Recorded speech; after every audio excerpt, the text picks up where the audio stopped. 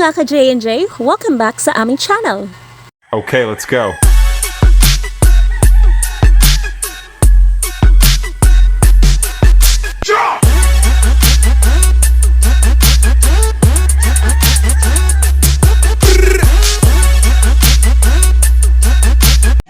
Hi mga ka-J&J, welcome back po sa aming channel. So, sa preview po nitong video ay nakita niyo na po kung ano yung mga ipapakita ko sa video na ito. So, please don't skip po para makita niyo po ng buo. So, eto po nakikita niyo manok nito. Eto po yung SBR cross to butcher natin. So, ayun po, corded na po sila. So, bale, dalawa po ito. Ayun, isa. At eto po yung pangalawa. Naka-cord na po sila kasi syempre po lumalaki na sila, so kailangan na nila silang ihiwalay dun sa ibang mga manok para din naman po sa safety ng ibang mga manok kasi syempre tumatapang na din po sila. Eto po palang dalawang SBR butcher namin ay magpa 5 months na po sila sa February 10. Ayan, ang bilis lang po ng panahon. Ano, dati itlog pa lang sila pero ngayon naka-cord na sila. Nakakatuwa lang din masubaybayan yung paglaki nila mula nung sila ay mga itlog pa lang hanggang sa ngayon na naka-cord na sila, malalakas na sila at kayang-kaya na nila ang sarili nila, malamig o mainit man ang ating panahon. Maiba po pala ako. So, bali ngayong araw po ay nagpalinis po pala kami dito sa aming backyard. Ayan, so kung makikita nyo po ay maaliwalas na po at malinis na dahil pinatabas na namin yung mga matataas na damo. So, ayun, siya po yung tagalinis namin, si Stong the Great. Siya po ang lagi naming tinatawag para maglinis dito sa aming backyard. So, eto po ang isa sa mga updates o bago dito sa aming backyard. Ngayon po ay samahan niyo po akong libutin natin itong maliit naming backyard.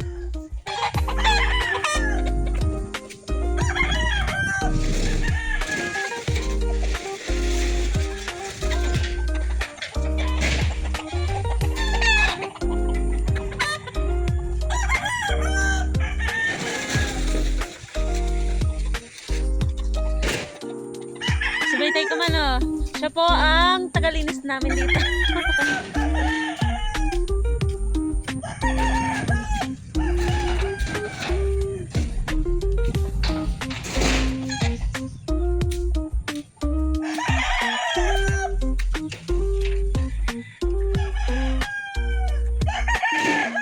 Ito po pala mga nakikita nyong manok dito ay ito po yung mga tornado process natin. So meron na po dyan mga naka-reserve. Na-post ko po yun sa Facebook namin. So malapit na po namin silang i-ship.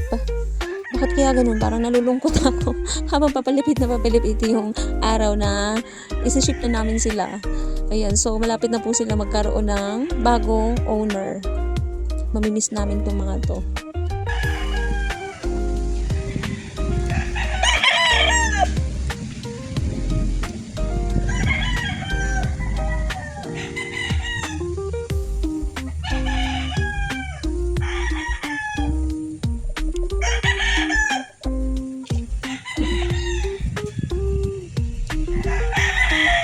Yes, malinis na.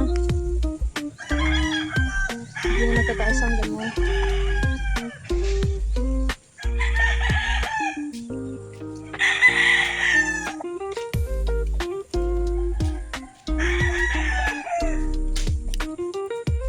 Yan, natapos na din yung pinagawa namin babuyan. At kung makikita niyo po ay meron na din cyclone wire yung paligid na to.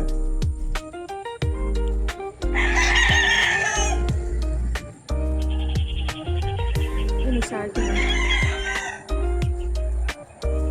Ay.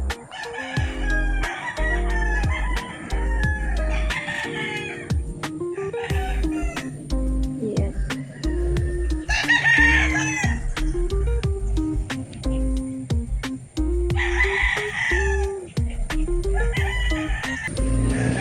Ayun o.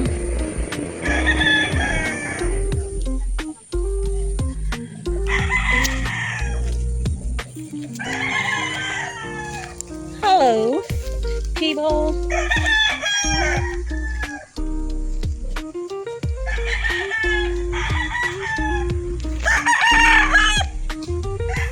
Bakit kaya sumusunod to sa people?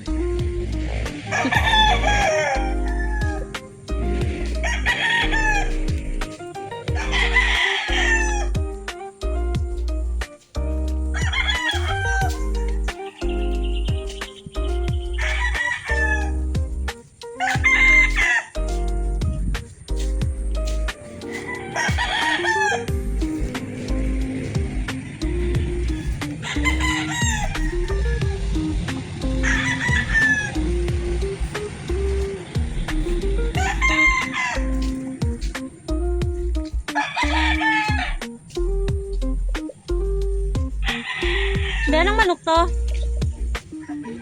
Ah? Ha? McLean Tornado?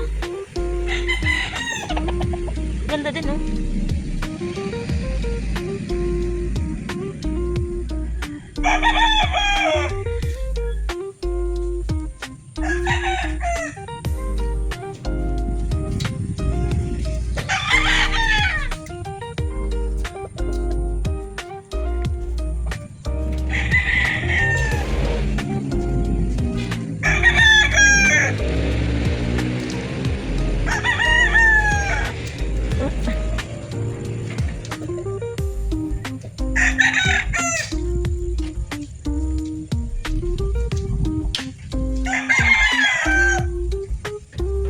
Ito ba, ano to?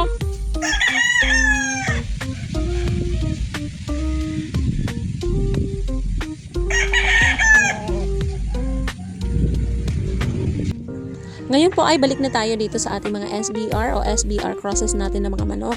So, panoorin na lang po natin itong video. But please don't skip po kasi meron po kami good news na ipapakita mamaya. So, please panoorin niyo po hanggang sa dulo.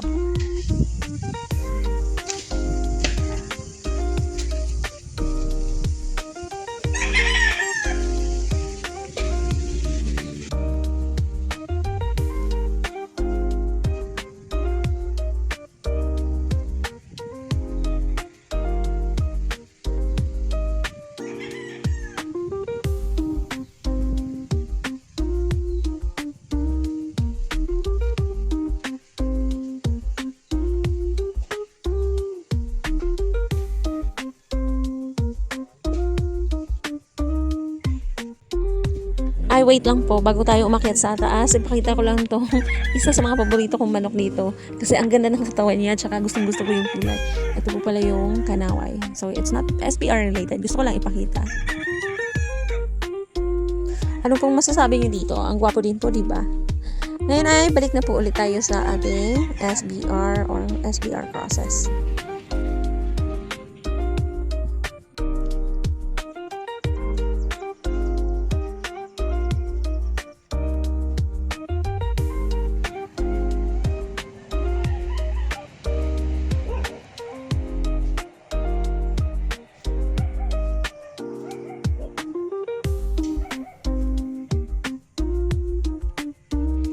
Ngayon po ay nandito na po ako sa taas. Ipakita ko lang din po yung aming kanaway at saka yung red kelso cross to yellow-legged hatch pullets namin. So, ito po palang red kelso cross to yellow-legged hatch. Yan po ay nabili namin kay Sir B-Boy nung nagkaroon sila ng expo dito sa Albay.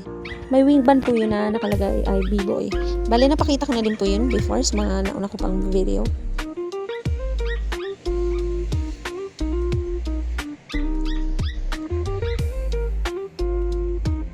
Balik na ulit tayo sa ating mga SBR o SBR crosses. First batch.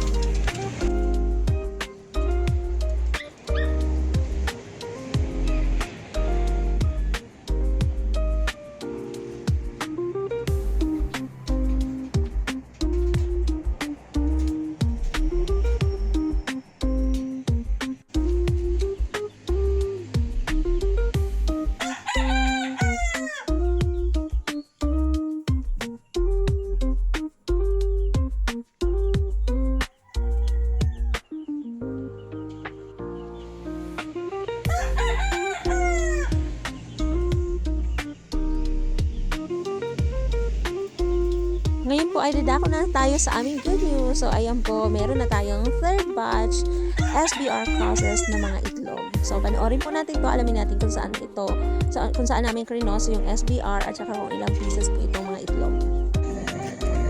Ay, ilan yan? Mga ano yan? Hindi mo makikita yung letter kung mali pa na. Nag-marking ka na kaagad. Ano yung mga BB? B. Oh, ano Cross yan? to SBR cross to B-Boy. Parang may sulat Ay, oo, po. yung B-Boy pala. SBR cross to B-Boy. Ang dami ang dami na napaitlog. SBR cross to 15 days. Cross to B-Boy. Ito SBR pure. Basta SBR lang nakasulat. Hindi. Ano, yellow-legged. Basta biboy mo. Ay ano? Nakalimutan Red ko. Kelso, cross to yellow-legged hatch. Kelsa. Tapos Basta ito yan. kanaway ito. Legged hatch. SBR din yan. Lahat ito. Lahat yan, ano SBR? Kaya nga sinort ko na kay SBR. Third batch. Na?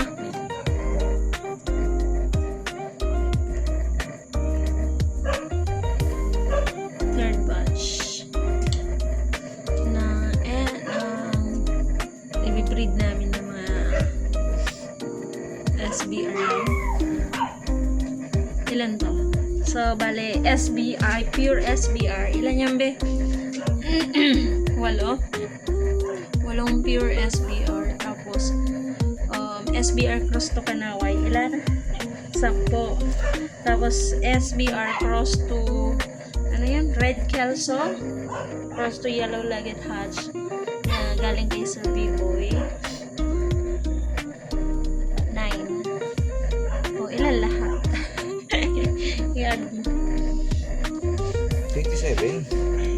27 all in all. Ayan. So, ngayon ang gagawin namin ay ano? Ipapasok na namin dito sa incubator namin. Ayan po ang aming incubator.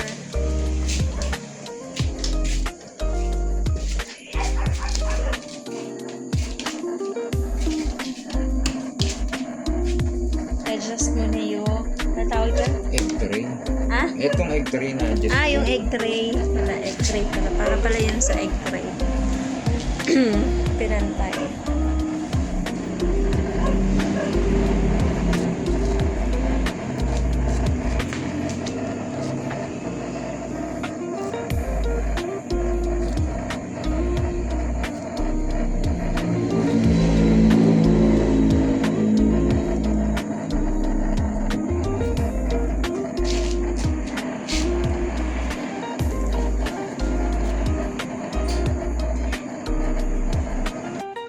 Last January 25 po namin nilagay itong mga itlog dito sa incubator. So, bibilang lang po tayo ng 21 days bago sila mapisa.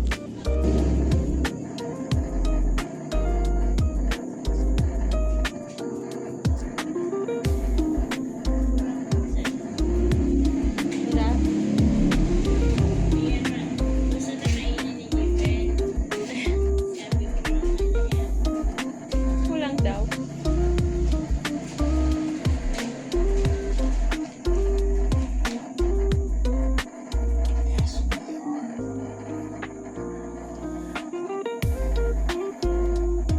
Nagsaing ka na, be? Ito nga pala, naglalo pa. Tapos may magsaing ka na.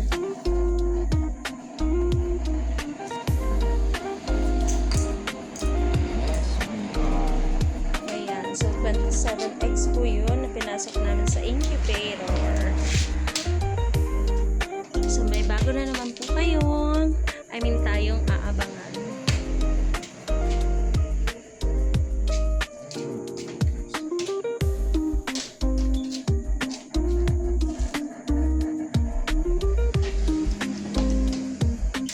So hanggang dito na lang po ito ang video namin. Maraming salamat po sa panonood. Hanggang sa muli po. Paalam!